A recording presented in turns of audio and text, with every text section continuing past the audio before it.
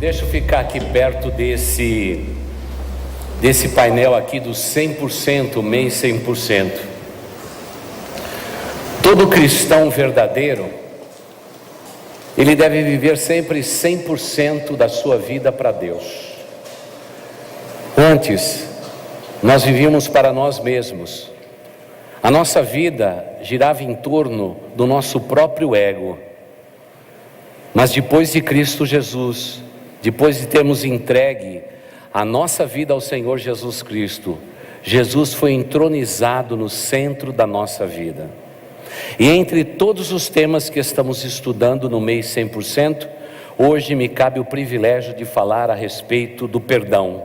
Afinal, o cristão 100% sabe perdoar. E eu quero perguntar para você se você sabe perdoar. Quantos de vocês já tiveram experiência difícil de perdoar alguém? Levante a mão. A maioria de nós, com certeza. Todos nós tivemos momentos em nossas vidas em que foi muito difícil perdoar. Porque somos humanos, somos imperfeitos. Vivemos relacionamentos e dentro do nosso relacionamento nós nos atritamos, muitas vezes nos chocamos. Mas isso tudo faz parte da nossa vida humana. Aliás, o lugar onde mais pecamos nesta área é dentro do lar. Quantas vezes o marido, ele na verdade magoa a sua esposa? Quantas vezes é a esposa que está magoando o marido? Quantas vezes são os filhos produzindo mágoas no coração dos pais, os pais nos filhos? Às vezes dentro da igreja também, uma comunidade grande como a nossa, muitas vezes coisas acontecem, às vezes propositadas não, e enfim, perdoar é uma coisa que cabe a nós seres humanos, principalmente a nós que um dia fomos perdoados, porque naquela cruz Jesus nos perdoou. Segundo a tradição judaica, alguém poderia pecar no mesmo pecado contra seu irmão, no máximo 3 vezes. Essa é a tradição judaica. Então, os rabinos, os sacerdotes daquele tempo, quando eram abordados a respeito de um mesmo perdão que tinha que ser dado para alguém, diziam assim: quantas vezes eu tenho que perdoar a mesma pessoa no mesmo erro? E eles diziam 3 vezes. E o conceito rabínico é que tinha muitas pessoas que vivem pecando sempre no mesmo erro e causando problema. Por isso que ele limitou em 3 vezes. Certo dia Jesus Cristo está ensinando e falando a respeito de pessoas que escandalizam, pessoas que pecam e produzem na vida dos outros escândalos. Jesus Cristo também fala do perdão em Mateus capítulo 18. E lá pela frente, quando ele está contando, Pedro se aproxima de Jesus e ele foi bastante generoso. Ele sabia de que a tradição rabínica dizia que a gente tem que perdoar 3 vezes um irmão no mesmo pecado. Aí Pedro já foi mais generoso e disse assim: porventura, Senhor Jesus, nós temos que perdoar 7 vezes? Para um judeu, o número 7 é um número perfeito. E ele disse 7 vezes. E aí vem o nosso mestre e diz assim: 70 vezes 7. E a gente diz, no mesmo pecado, o mesmo erro 490 vezes. Na verdade, Jesus Cristo colocou no infinito, porque Ele sabe que nos nossos relacionamentos pessoais e interpessoais sempre haverá acertos a serem feitos. No mês 100%, o cristão 100% sabe perdoar. Então, antes de lermos o texto, eu quero perguntar: alguma pendência na sua vida? Meu irmão, minha irmã,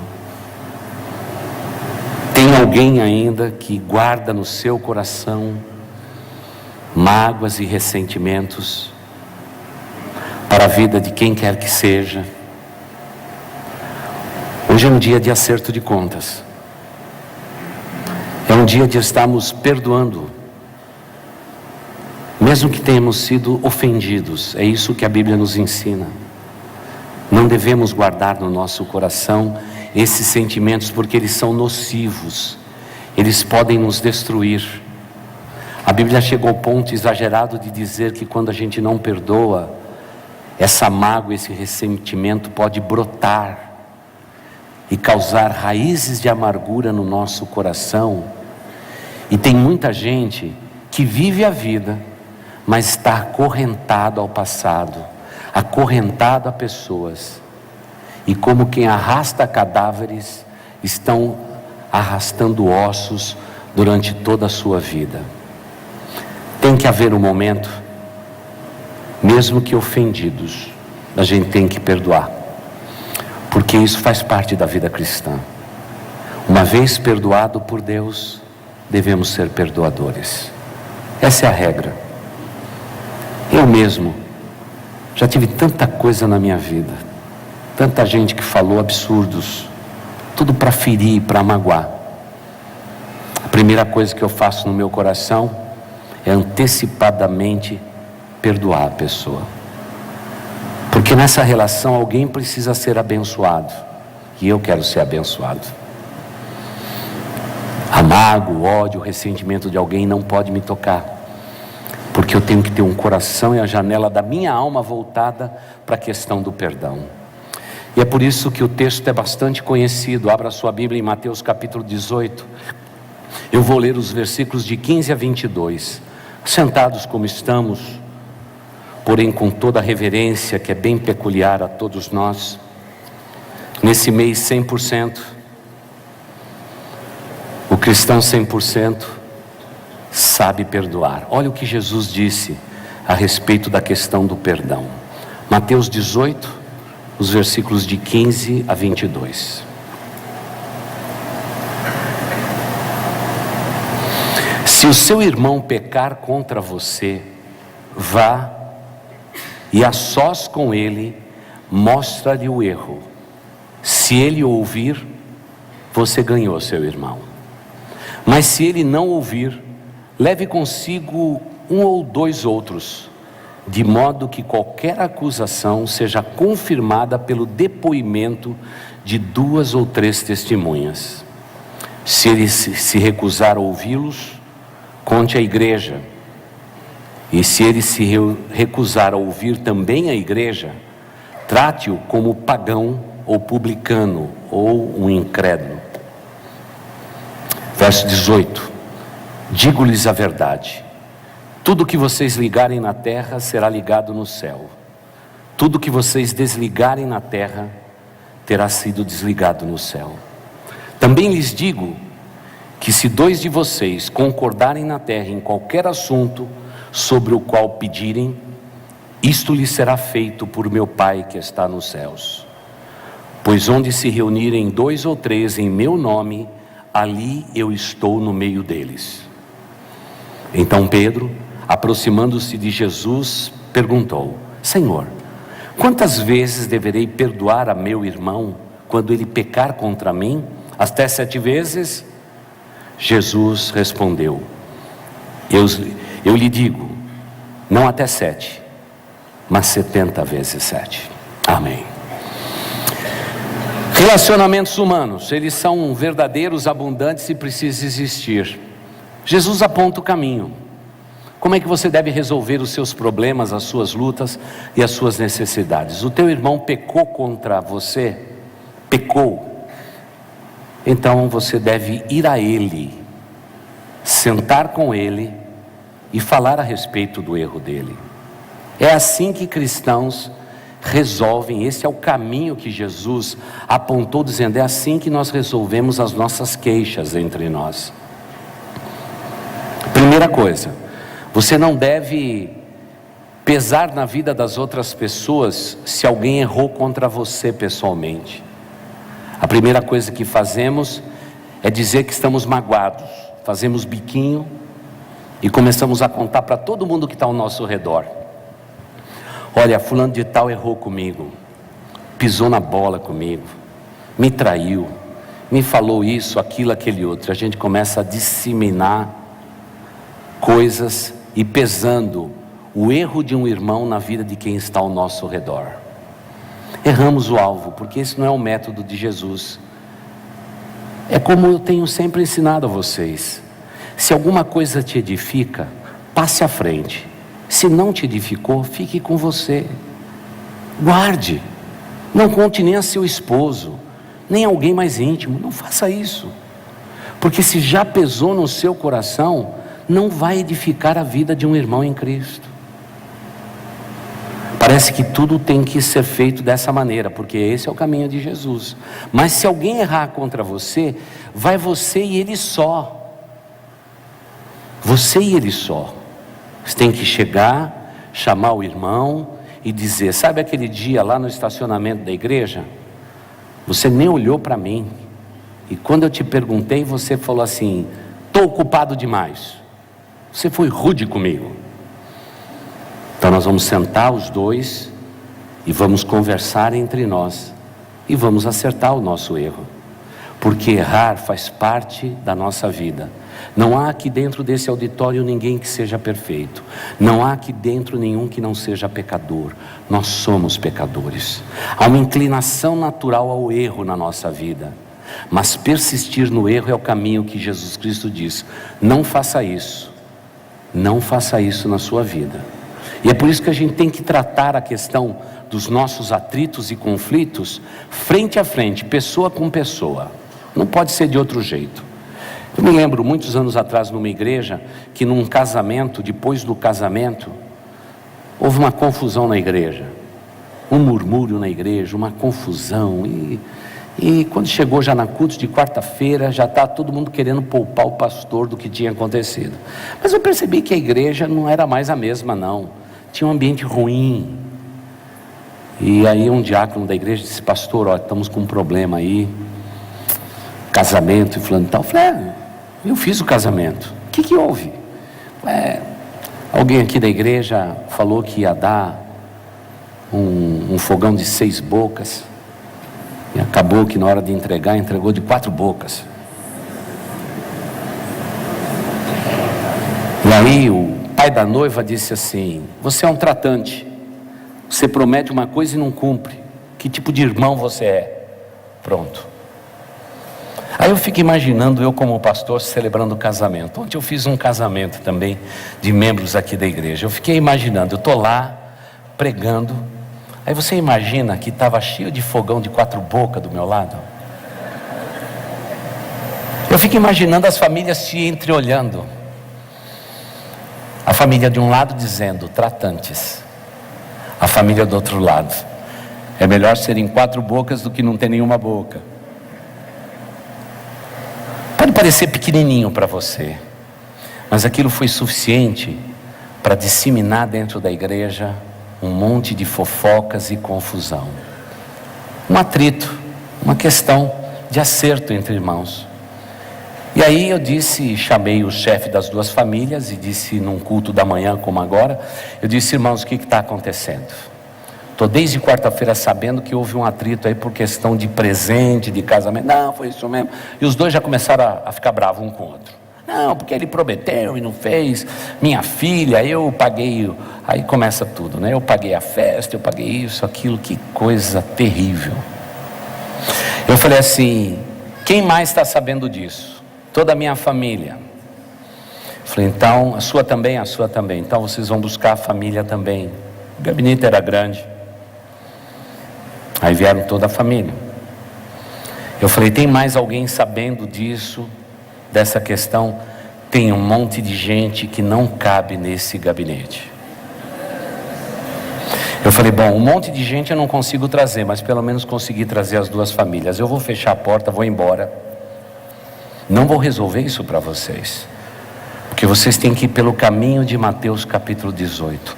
Vocês 2, chefe de família, têm que conversar entre vocês. Vocês têm que acertar isso tudo. Eu estou ali orando por vocês e espero vocês 2 líderes espirituais para ter uma conversa com o pastor. Em seguida, aguardo por vocês. E aí houve acerto, meio forçado, porque a igreja inteira estava contaminada por causa de um fogão de 4 bocas. Eu confesso para os irmãos que lá dentro do templo eu já estava dizendo assim: vou comprar um fogão de 6 bocas. Que esse não é o problema da nossa vida. O problema da nossa vida nunca está ligado às coisas pelas quais nós nos atritamos. O que Jesus está preocupado são com pessoas atritadas. E Ele sabe que na nossa vida, depois de perdoado, nós fomos constituídos 100% cristãos para erguermos pontes que nos liguem a mais pessoas na face da terra. Jamais possamos construir com qualquer tijolinho de preconceito, qualquer muro que venha nos separar de outro ser humano. Porque a Bíblia diz que todos nós somos imperfeitos, somos pecadores. Então eu tenho que perguntar, antes de prosseguir, se você tem construído pontes de reconciliação, de perdão externado, ou você tem construído muros que têm te separado de pessoas. Um cristão 100%, ele não tem muros na sua vida. Ele tem pontes que o liga a todos, livre e espontaneamente. Mas pastor, muitas vezes as pessoas nos ofendem gravemente. Jesus Cristo não está falando se 3 vezes, não está falando da intensidade, mas está falando da qualidade de vida cristã que eu e você precisamos ter. Primeira regra nossa: da mesma forma que você foi perdoado, perdoe as pessoas. Tenha um coração assim. Talvez você está agora me ouvindo e dizendo: pastor, eu preciso fazer alguns acertos na minha vida. Pega teu potente celular, mande uma mensagem de texto, quem sabe um WhatsApp, e como um cristão 100%, já mande um recado dizendo: ando magoado com você, mas eu gostaria que você me perdoasse por eu estar me sentindo assim. Estou aqui num culto e estou agora orando por você. Mas pastor, essa pessoa me ofendeu. Era ele que tinha que pedir perdão. Sabe de uma coisa? Quando a gente começa a discutir quem está certo e quem está errado, nós nos tornamos juízes. E a Bíblia diz que só tem um que julga retamente, que é o nosso Deus. O nosso juízo é imperfeito. Mas eu pergunto: até quando você vai carregar esse cadáver amarrado na tua perna? Eu também me livrei dos meus. Eu tinha os meus cadáveres. A minha segunda infância, o começo da minha juventude, eu tinha muita coisa para ser acertado. Eu fui muito magoado e ferido. As pessoas fizeram muita coisa ruim contra mim. E agora eu chego na igreja e recebo a lição do perdão. E eu digo para mim mesmo: como eu posso perdoar alguém que me ofendeu todos esses anos? Era essa pessoa que tinha que pedir perdão a mim, porque eu não causei nenhum mal a ele. Foi ele que causou esse mal a mim.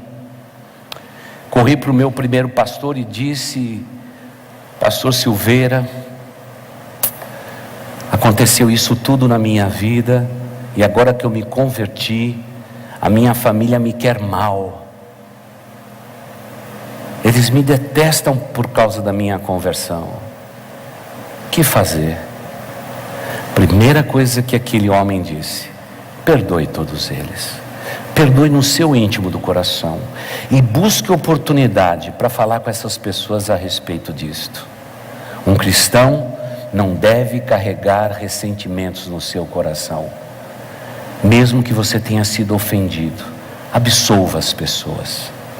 E eu disse para o meu pastor: mas pastor, isso não é um ato de covardia, de fraqueza? A pessoa erra contra a gente e a gente perdoa assim? Aí ele está mais liberado para continuar errando conosco. E ele disse: foi assim que Pedro perguntou para Jesus certa vez. Ele disse: é como os rabinos ensinaram 3 vezes, Senhor, eu estou sendo um pouco mais generoso para ser um número perfeito, 7 vezes perdoando o meu irmão a respeito de um mesmo pecado. Jesus coloca isso multiplamente, dizendo 70 vezes 7. Não guarde isso no seu coração. Aquele foi um péssimo domingo, porque eu, magoado e ferido, mas que sentia aquilo muito forte no meu coração, eu tinha que fazer o acerto. Porque do lado de lá, havia pessoas que nem conheciam o amor de Deus e nem sequer foram salvos por esta graça. Eles nem sabiam do que eu estava falando. E eu me lembro de um acerto que eu tive que fazer, de um parente que muito me magoou. Não foi fácil. Eu cheguei na casa, o primeiro dia, para falar sobre aquilo e não consegui falar.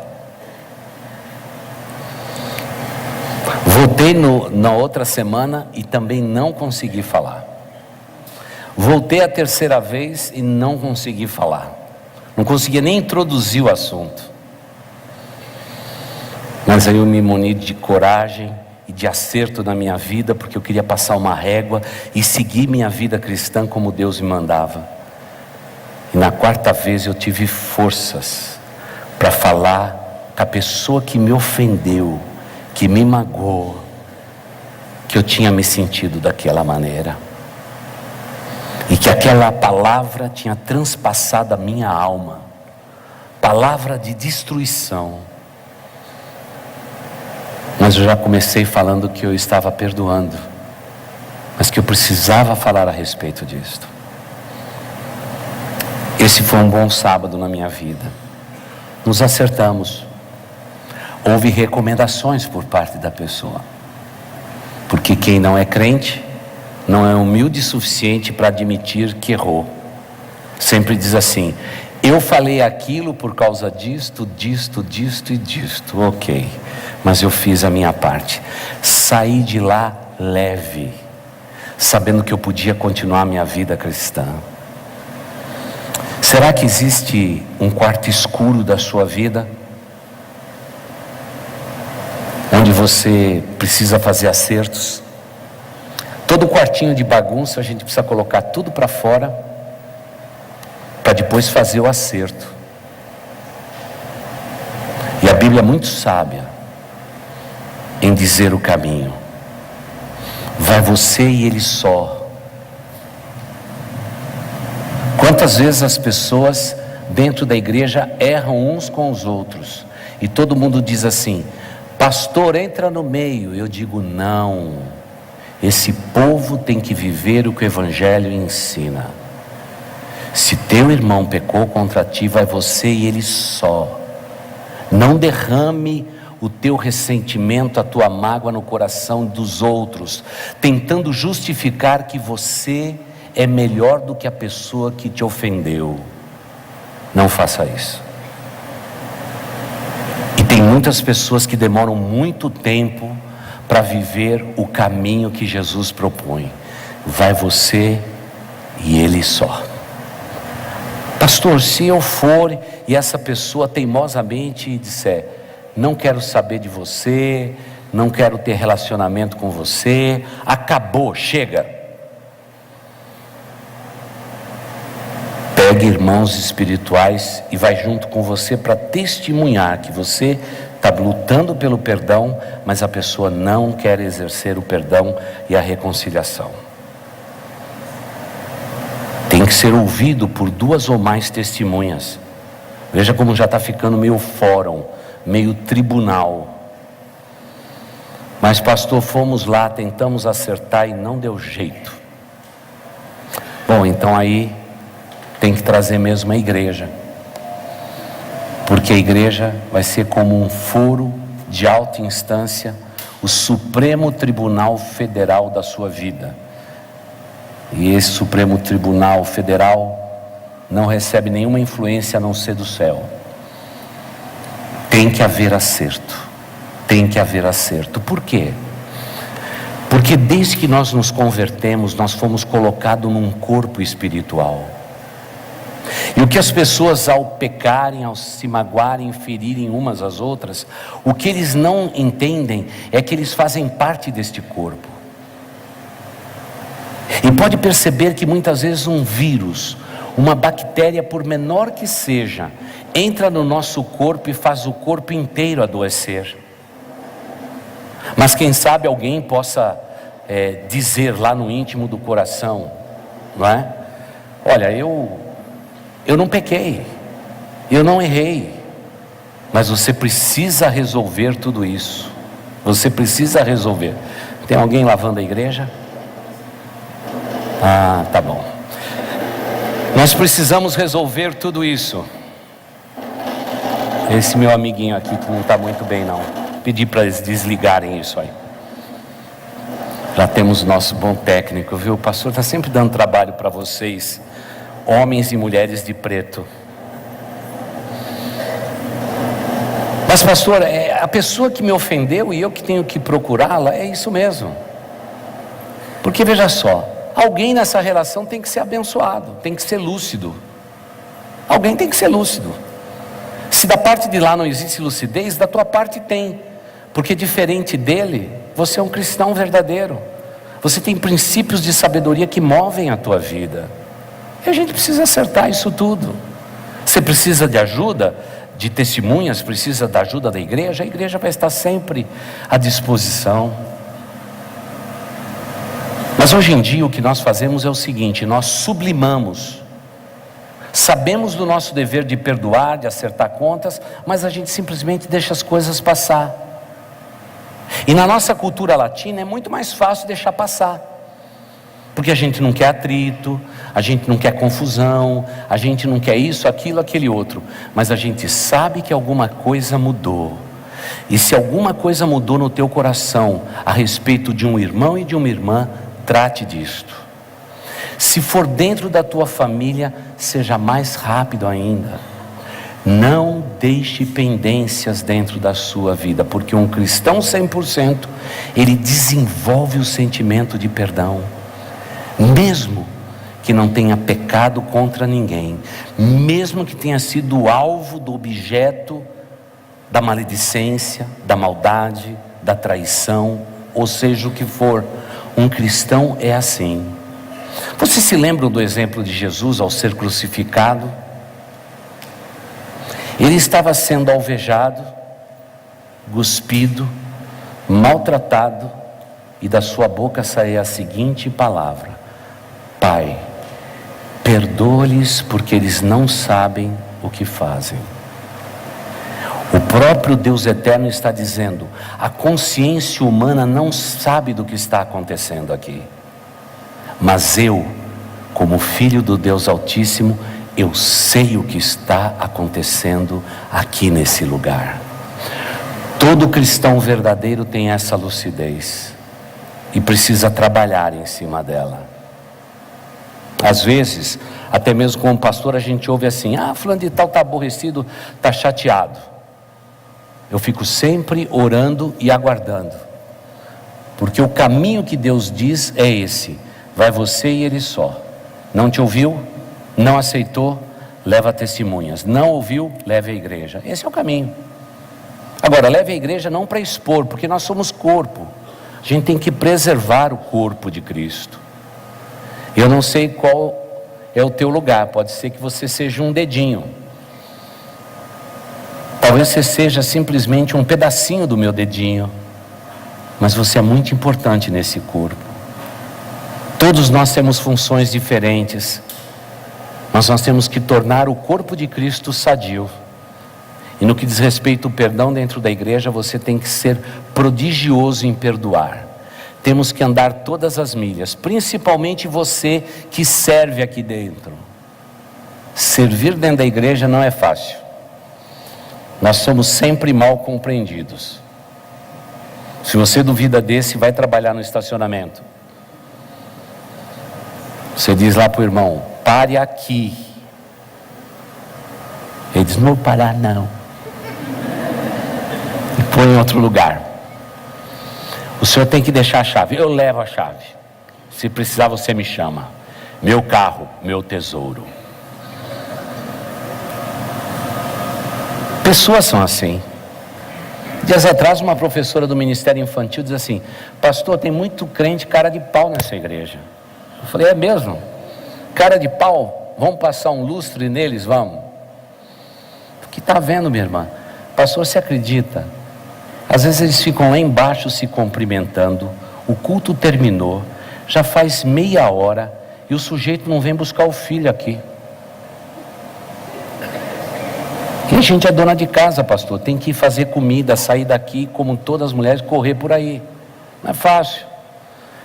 Pior, pastor, chega aqui, pega a criança, nem diz obrigado. Já pensou? E eu sei que ela é uma mulher espiritual, não vai guardar isso no coração, mas foi um desabafo. E eu falei, eu vou conversar com eles a respeito disso.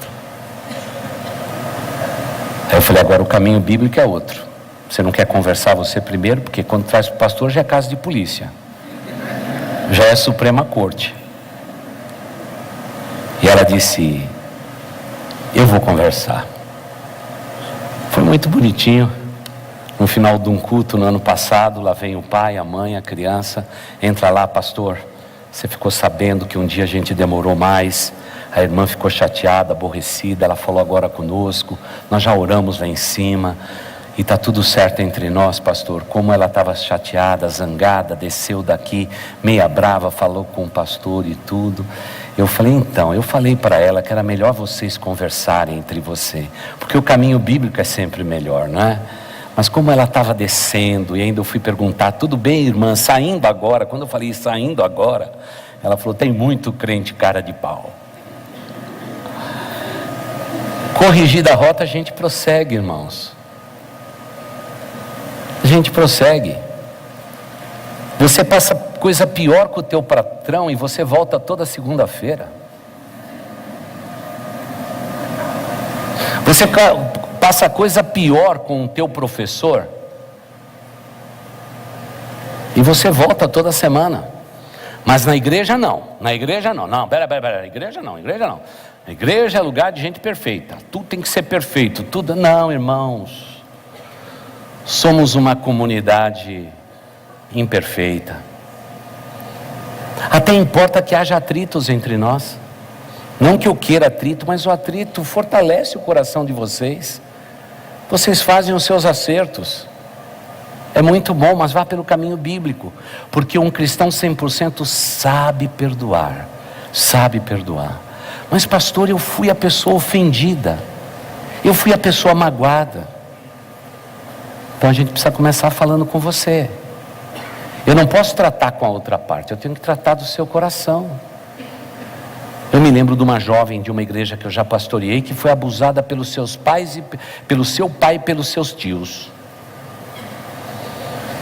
Como você pode dizer para uma moça, para uma menina que foi abusada sexualmente, para perdoar os seus parentes? Mas a gente teve que começar com a lição do perdão. Naquele culto, era um culto, pastor Emanuel, um culto da fogueira entre os jovens, e como sempre acontece, nós fizemos o apelo. Se você viveu uma vida magoada, sentimentalmente tem coisas acontecendo no teu íntimo, for o íntimo do seu coração, você quer conversar a respeito, vem aqui à frente que a gente vai começar com uma oração. Quando terminou o culto da fogueira, fiquei ali 2 horas conversando com ela. Fiquei escandalizado, triste por tudo aquilo. E ela disse, e agora, pastor? É assim, até hoje não houve uma palavra de lá para cá a respeito disto. Mas eu carrego isso no meu coração. Eu falei, bom, você quer que eu te ajude? Então eu vou te ajudar.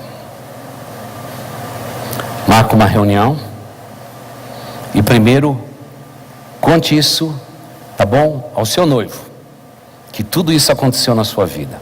Você não vai se casar? Já conversou com ele? Não falei, só falei que minha infância foi meio difícil. Então aproveitar esse acampamento, já vamos conversar. E o rapaz veio tão bonitinho, dizendo, pastor, o senhor vai orar por nós, pelo nosso casamento? Eu falei, vou. Nós precisamos conversar a respeito de algumas coisas.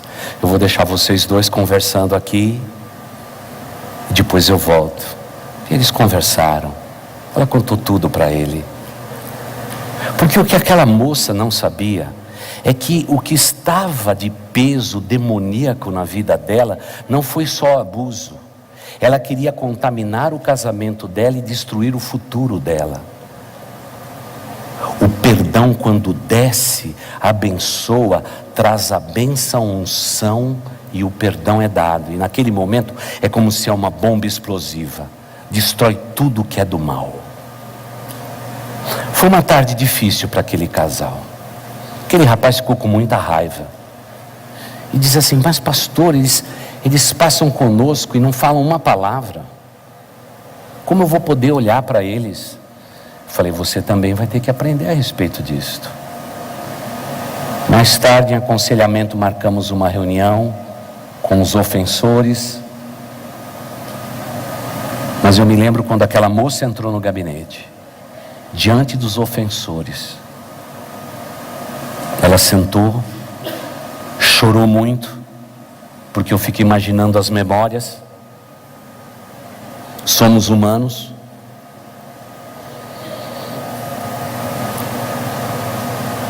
E ela disse: eu perdoo vocês por tudo que vocês fizeram,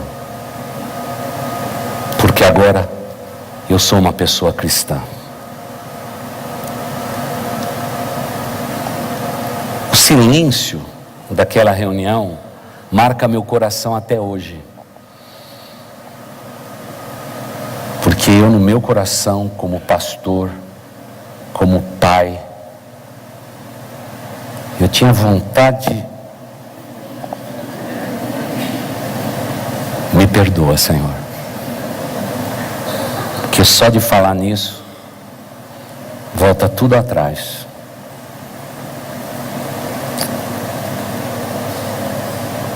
Hoje, passado todos esses anos, hoje ela é mãe de filhos, é uma boa líder dentro da sua igreja, uma mulher abençoada, que recentemente escreveu que o filho mais velho se sentiu chamado pelo ministério e provavelmente vai ser um pastor. E eu agradeci a Deus por isto. Fiz o casamento deles dois. São pessoas felizes. Anos mais tarde, quando eles não podiam engravidar, achavam que não podiam engravidar, ajudei na questão da adoção de uma criança. Eles adotaram e logo em seguida chegaram 2 outras crianças. São pessoas maravilhosas. Mas há um ponto de inflexão na nossa vida em que a gente tem que realmente dizer: eu preciso ser abençoado nessa relação. Se a parte de lá não quer cumprir a sua parte porque tem ou não tenha conhecimento, eu quero ser abençoado por Deus.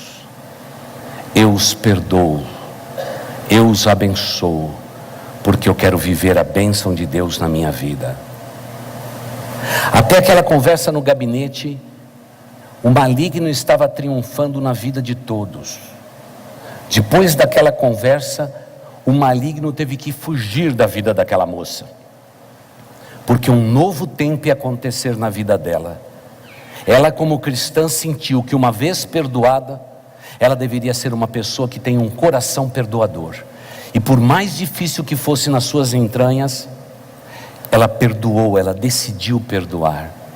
Provavelmente as memórias e as cicatrizes de tudo que ela viveu ficarão ainda por muito tempo na vida dela. Mas espiritualmente falando, ela está livre para ser abençoada pelo Deus Altíssimo.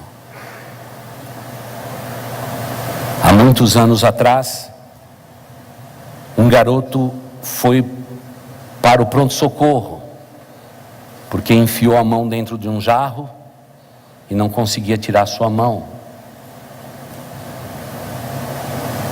E o médico de plantão, com todo cuidado, começou a conversar com o menino, e percebia que ele estava com as suas mãos fechadas. Ele disse: você está segurando alguma coisa aí? E o menino, depois de alguma conversa, disse: estou. O que você está segurando na sua mão? Eu estou segurando uma moeda. Ele falou: então faz assim, abra a mão da moeda tire a sua mão do vaso e depois eu te dou a moeda. Vai ser melhor assim. Mas quem viu aquilo, principalmente a mãe desesperada, já viu uma mãe quando um filho coloca a cabeça numa grade, essas coisas que criança faz, a mãe já quer quebrar, já quer serrar no meio, quer fazer alguma coisa, já começa a chorar. As mães são incríveis. Só que aquele vaso era muito precioso, da família, de prata, sólido. Mas ela já dizia no pronto-socorro: pastor, eu estava a ponto de serrar o vaso da família e serrar minha história ao meio, para libertar meu filho. Muitas vezes a gente segura determinados valores na nossa mão, e isso nos impede de viver uma vida livre. Abra a mão. Abra a mão agora mesmo. Mesmo que se a pessoa que te ofendeu está aí do teu lado. Um esposo, uma esposa, um filho, uma filha, mesmo está do seu lado, perdoe. Converse a respeito. Acerte a sua vida. Porque Deus nos fez 100% livres e conscientes. E para vivermos a exuberância de uma vida 100%, eu tenho que encarar de frente a questão do perdão. E não deixar na minha vida nenhuma pendência. Nenhuma pendência. E eu agradeço a Deus porque eu não tenho pendência na minha vida. Estou livre. Muitas coisas aconteceram. Estou livre. Quantas vezes a pessoa está dizendo alguma coisa para mim que é ofensivo, e eu já estou ali perdoando ela. Senhor Deus, perdoe. Eu estou perdoando, não quero guardar isso no meu coração, porque eu sei o estrago que isso faz. E concluo dizendo o seguinte: havia 2 árvores preparadas quando Jesus Cristo foi julgado. Havia uma árvore para Judas, preparada pelo maligno, e havia uma árvore para Pedro se pendurar. Judas, por ter traído Jesus, entendeu que aquilo era o fim, que os seus propósitos e os seus sonhos estavam todos acabados. E sentindo o peso da vergonha, ele simplesmente deu fim à sua vida.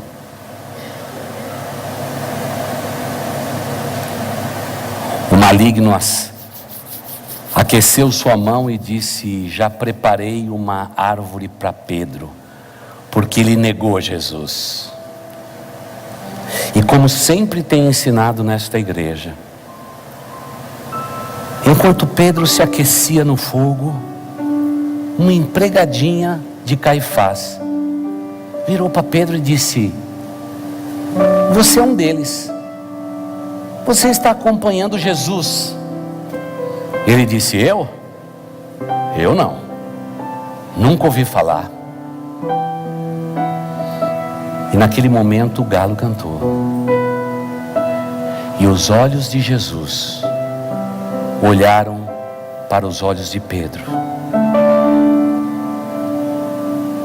Eu fico imaginando, se houvesse mágoa e ressentimento no coração de Jesus, coisa impossível, porque Ele é Deus. Se Ele fuzilasse com seus olhos Pedro e dissesse: Pedro, eu não te falei que você não estaria ao meu lado, que você morreria por mim se necessário. Você disse que daria a minha vida por mim, mas diante de uma empregada de Caifás você me nega. Mas irmãos, qual foi o olhar de Jesus? Foi 100% amor. Da mesma forma que um dia Jesus olhou para mim e para você. Jesus fez com que Pedro se sentisse aceito, apesar do erro, apesar da falha. E Jesus continua olhando para nós. Quem prepara a separação, o muro, a corda em cima da árvore é o inimigo das nossas almas. Jesus olha para nós com ternura e te diz nesta manhã: filho, filha, da mesma forma que você foi generosamente perdoado, perdoe teus ofensores, porque alguém nesta relação tem que ser abençoado. E eu espero que seja você, meu filho, espero que seja você, minha filha, porque no mundo eu conto com aqueles que são meus, aqueles que querem viver uma vida 100% parecida com a minha. E se você quer se parecer com Jesus 100%, perdoe. Perdoa quem te ofendeu. Faça o acerto de conta hoje mesmo. Se a pessoa não está aqui, ligue para essa pessoa. Acerte as suas contas. Por um motivo só: alguém tem que ser abençoado. E eu espero que seja você, meu irmão, minha irmã. Mesmo que a tua alma tenha sido transpassada por palavras, por calúnias, por defamação, perdoe e faça seus acertos. O restante Deus vai fazer. Vamos orar. Querido Deus,